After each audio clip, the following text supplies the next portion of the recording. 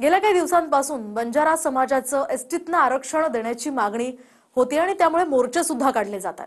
हैदराबाद गॅझेटच्या आधारे एसटीतनं आरक्षण द्या अशी मागणी बंजारा समाजाची आहे। आता या मागणीला सदावर्तेंनी सुद्धा पाठिंबा दिलाय। पाहूयात। माझ्या बंजारा भावांना अनुसूचित जमातीचं आरक्षण मिळणारच।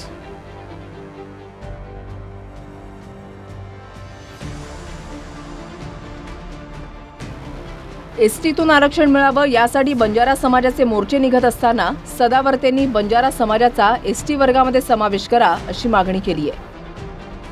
पुसदमध्ये सदावर्तेंनी बंजारा समाजाच्या आंदोलनकर्त्यांची भेटही घेतली आणि बंजारा समाजाला एसटीतून आरक्षण मिळणार असा दावाही केला। माझ्या बंजारा भावांना अनुसूचित जमातीचं आरक्षण कसं मिळू शकेल, का मिळू शकतंय, मिळणारच। ह्या कारणास्तव पुसदमध्ये सुद्धा चर्चा करण्यासाठी आलो। ह्याच्यासाठी तुम्ही सगळ्या राजकारण्यांनी म्हणजे आपल्या बंजारा समाजातल्या कोणत्याही राजकीय पक्षात असोत त्यांनी एकमुखाने मागणी केली पाहिजे असं देखील आमच्या सगळ्यांचं बंजाऱ्यांचं म्हणणं आहे। बरोबर। गंमत सदावर्ते हा काही मुख्यमंत्री आहे का हायकोर्टाचा न्यायाधीश आहे? कायद्याने कोणत्याही समाजाला आदिवासीची जमातीचा दर्जा द्यायचा असेल तर त्याला घटनेची संविधानिक पद्धती कार्यपद्धती आहे ना, ते कोणतीच कार्यपद्धती वापरायची नाही। हायकोर्ट सुप्रीम कोर्टाचे कोणते निर्देश नाही, ते हैदराबाद गॅजेटियरचा आधार घेत आहेत ते।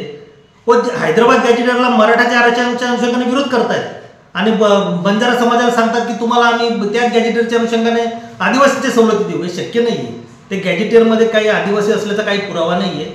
मला सांगायचे वकिलांना, तुम्ही लोकांची दिशाभूल करू नका। बंजारा समाजाला तातडीने एसटीचं आरक्षण जाहीर करावं। सरकारने तातडीने बंजारांना एसटी जातीचे प्रमाणपत्र द्यावे अशी मागणी सर्व समाजवादीयांच्या वतीने करण्यात येत आहे। महाराष्ट्र राज्यातील सर्व राजकीय पक्ष, सामाजिक संघटना आणि विविध तज्ज्ञ लोकांनी ज्यांनी बंजारा समाजाला पाठिंबा दिला त्या सर्वांचं मी मनापासून आभार व्यक्त करतो, अभिनंदन करतो। बंजारा समाज सदैव आपल्या ऋणामध्ये राहील।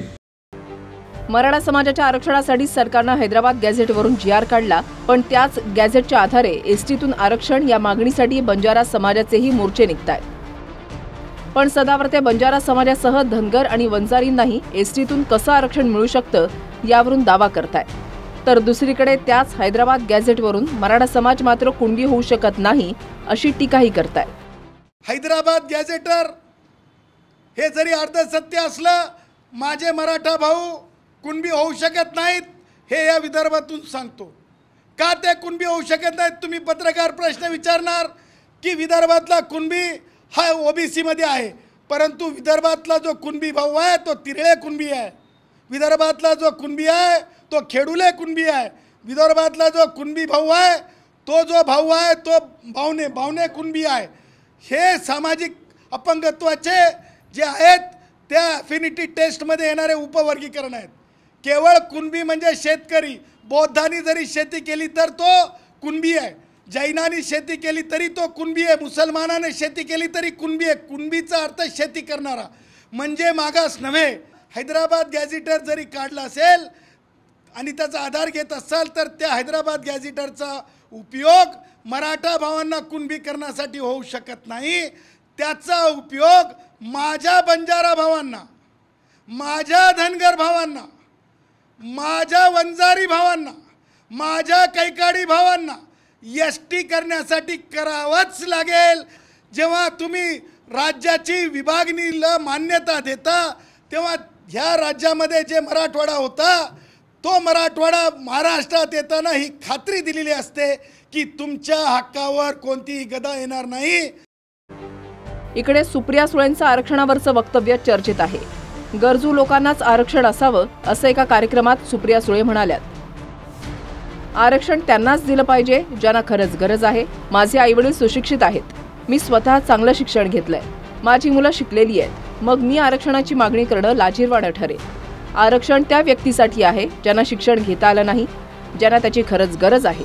जर माझी मुलं मुंबईतल्या चांगल्या शाळेमध्ये शिकत असतील आणि चंद्रपूरसारख्या ठिकाणी एखादा मुलगा माझ्या मुलापेक्षा हुशार असेल पण त्याला अशा शिक्षणाची संधी मिळत नसेल तर त्या मुलाला आरक्षण मिळालं पाहिजे। आम्ही आता जे काही संविधानाने जे सांगितलेलं आहे घटनेने कायद्याने जे सांगितलेलं आहे त्या रस्त्याने आत्तापर्यंत आपण पुढे चाललेलो आहे. जोपर्यंत वंचित वर्ग किंवा पिछडा वर्ग हा इतरांच्या बरोबरीनं येत नाही तोपर्यंत आरक्षण हे चालू राहावं असं म्हणणारा आणि तशा पद्धतीनं पुढे जाणारा अनेक जण आहेत.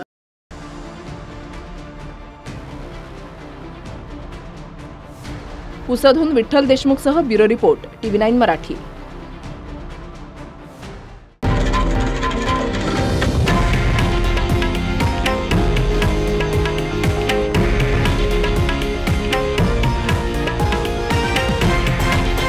हे आहे देशातील नंबर 1 न्यूज नेटवर्क आणि आपण पाहत आहात TV9 मराठी, एकमेव.